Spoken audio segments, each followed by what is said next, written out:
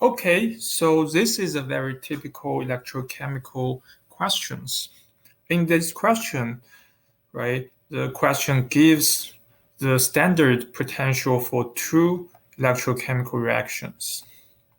And it asks you to calculate the potential in a real battery cell in a real case, which is not standard situation.